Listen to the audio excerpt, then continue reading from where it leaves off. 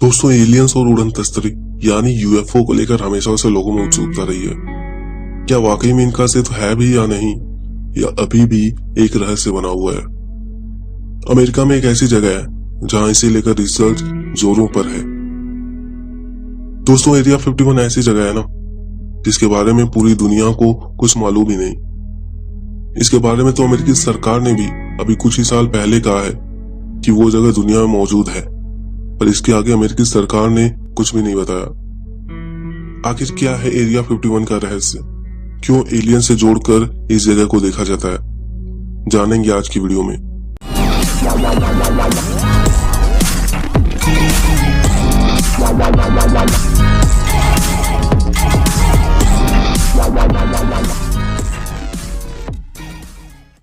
दोस्तों, एरिया 51 ना एक सैन्य मिलिट्री इलाका है जो अमेरिकी शहर लास वेगास से 80 मील उत्तर पश्चिम में स्थित है।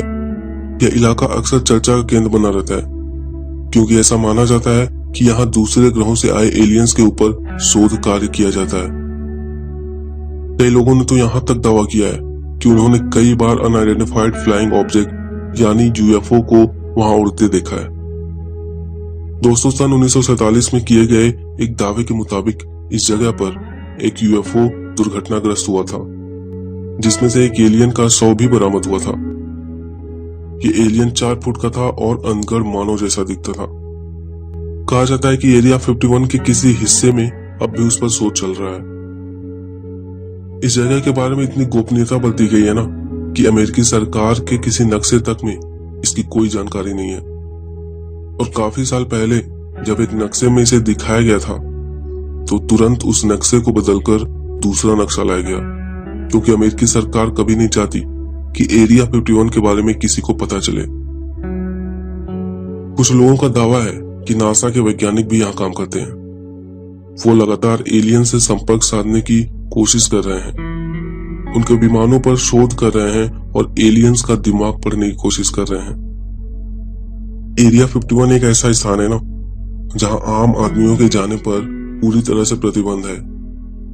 इस इलाके के चारों ओर बाड़ लगाया गया है जिससे कोई जानवर और इंसान गलती से या धोखे से अंदर ना घुस पाए।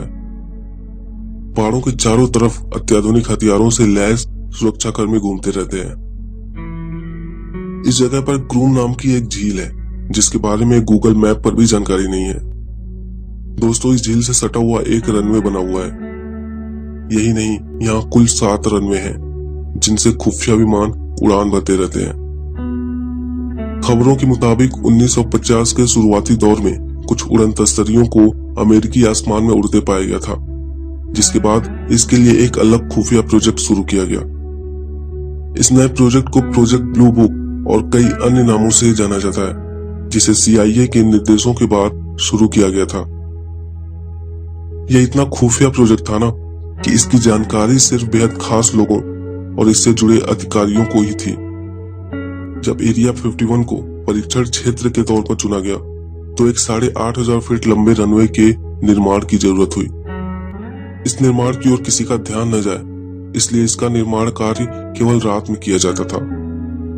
कुछ खबरों के मुताबिक यहाँ एलियंस इंजीनियरिंग पर शोध किया जाता है।